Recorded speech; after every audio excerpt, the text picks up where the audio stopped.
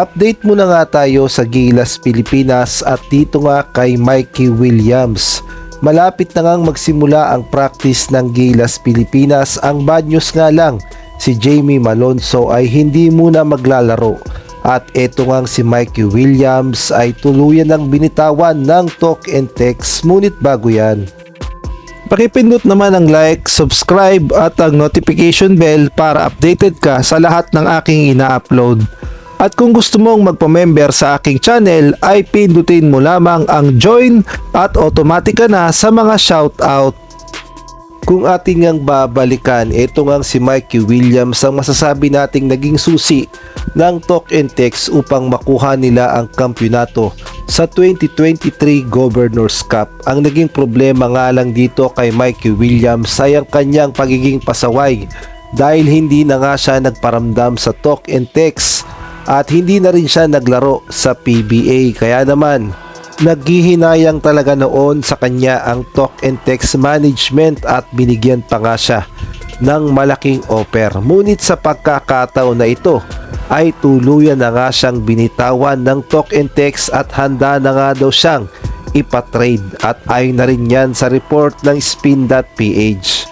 Siguro nga ay na-realize ng talk and text na kayang-kaya naman nilang mag-champion kahit wala silang Mikey Williams at full effort talaga ang ginawa ng talk and text at masasabi nating napakaganda ng naging game plan ni Coach Chot Reyes kaya naman nakuha nila ang kampyonato kontra nga sa Barangay Ginebra at syempre sa tulong na rin ni RHJ.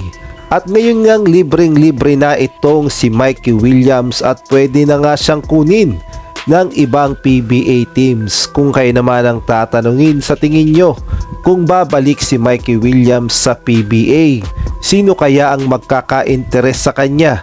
Maaari kayong magbigay ng komento sa comment section.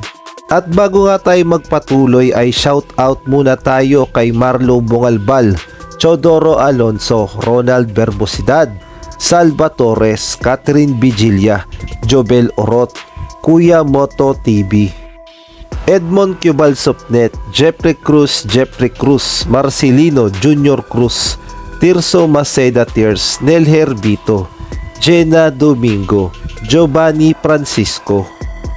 Samantalang update naman tayo sa Gilas Pilipinas dahil nalalapit na nga ang FIBA Asia Cup qualifiers at ang Gilas Pilipinas nga ay makakaharap ang New Zealand at gayon na rin ang Hong Kong. Sa November 21 nga 7:30 PM kontra New Zealand at November 24 7:30 PM kontra Hong Kong. Lahat nga ng laban ay gaganapin sa SM Mall of Asia Arena. So home court advantage yan para sa Gilas Pilipinas. At ayon nga sa report ay sa November 15 magsisimula ang practice ng Gilas Pilipinas upang paghandaan ang kanilang unang laban sa New Zealand. At ayon na rin nga yan sa latest report ng spin.ph, ang sabi nga dito, Gilas pack it, at magkakaroon nga sila ng practice sa November 15. At inaasahan nga ni Coach Tim Cone na kumpleto ang Gilas Pilipinas, ngunit paglilinaw niya nga ang practice lamang ng Gilas Pilipinas ay tatagal lamang ng 5 to 6 days. Ang problema daw kasi ay pinagpapahinga muna yung players ng Talk and Text at Barangay Ginebra. At bukod pa doon yung mga players ng Meralco ay maglalaro pa sa EASL. At yung mga player overseas ay hihintayin pang dumating. Kaya naman target date talaga ay November 15. Tapos ang laban nga nila ay November 21. So lalabas na 5 to 6 days lamang ang practice ng Gilas Pilipinas. Ang bad news naman sa Gilas Pilipinas ay malalagasan nga sila ng isa dahil hindi muna makakapaglaro ang kanilang small forward na si Jamie Malonzo na alam naman nating lahat na nagpapagaling pa sa kanyang injury at ay na rin nga yan sa report ng One Sport. Ngunit ang good news naman sa next conference ng PBA sa Commissioner's Cup, malaki nga ang tsansa na si Jamie Malonzo ay makapaglaro na sa Barangay Ginebra. Ngunit ang tanong naman, sino naman kaya ang pwedeng pumalit kay Jamie Malonzo sa Gilas, Pilipinas. Maaari kayong magbigay ng komento kung sa tingin nyo sino sa mga players ng PBA o overseas players ang pwedeng pumalit kay Jamie Malonzo sa Gilas, Pilipinas.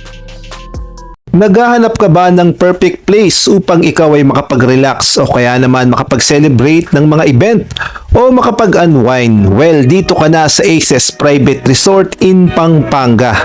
Experience the luxurious and aesthetic modern private resort with Mount Arayat view. Located at Purok Tribical, Mabalacat City, Pampanga.